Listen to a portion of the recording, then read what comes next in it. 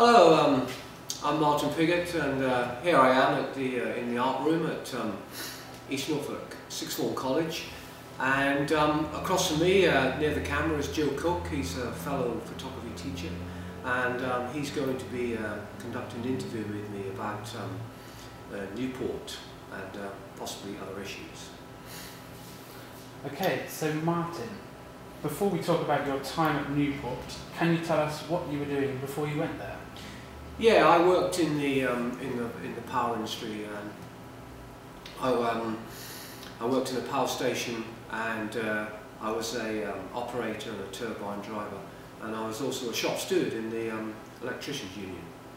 Right. So why did you leave the power industry to go into photography education? Well, I'd worked in the power station for 9 years, and I was pretty fed up really of continuous shift work and the sort of deadening effect of heavy industry has on the mind. And I really wanted to sort of pursue my real passion and love, which was photography. So you went for an interview at Newport, was accepted, and joined the documentary photography course in 1985.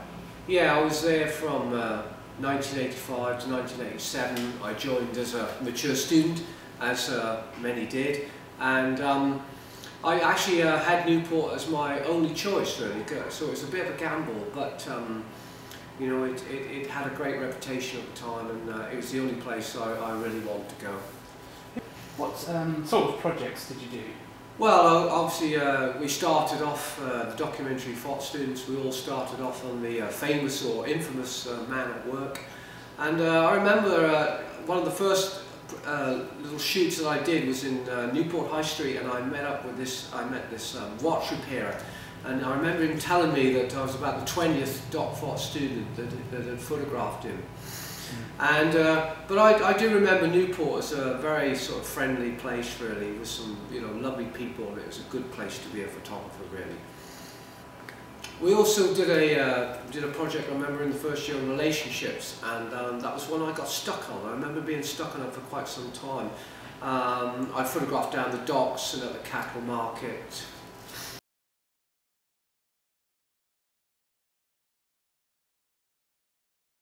How often did you see the lecturers, and were you critiqued much on your work? Yeah, I think we saw them too much, and the critics were sometimes very brutal. But they toughened you up as a photographer, and you got to learn how to take criticism. And I remember in particular Ron McCormick. He was very severe with his orange chinograph on our contact sheets.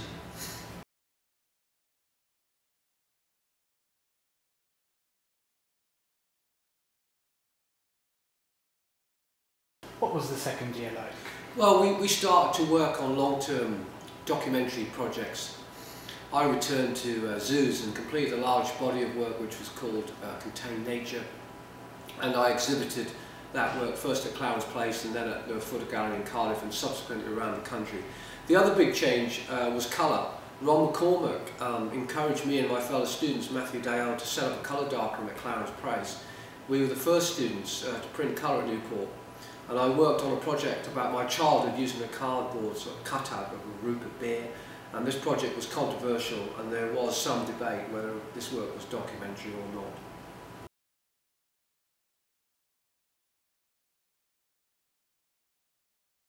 How would you sum up your Newport experience? Well, it was a great opportunity to concentrate on photography 100%. I also made full use of a great library there, and sort of studied thoroughly the history of photography. I also learnt a lot from David Hearn and Ian Walker, and we had wonderful visiting lecturers. And in particular, I remember the late, great Raymond Moore coming and showing his photographs and talking nearly all day to us. And also, I did learn a lot from John Benton Harris, who had this great enthusiasm for street photography, and he sort of passed that sort of love on to me really. And lastly, but not least, I did meet my future wife in Newport in the Engineer's Arms on a Monday night at the jazz club.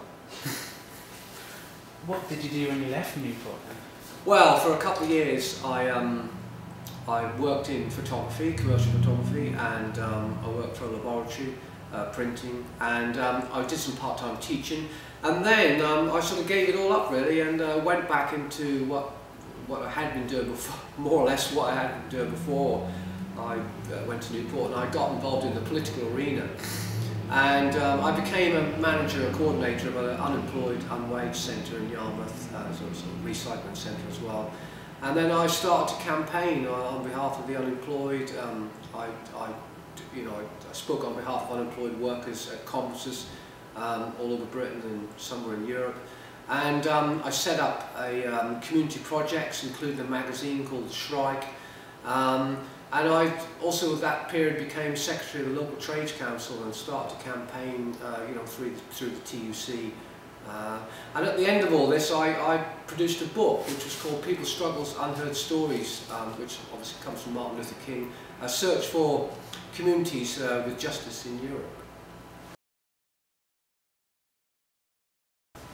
So finally, has Newport influenced your teaching? Oh yes, most definitely. The rigorous way I was taught at Newport, I've tried to incorporate into my own teaching.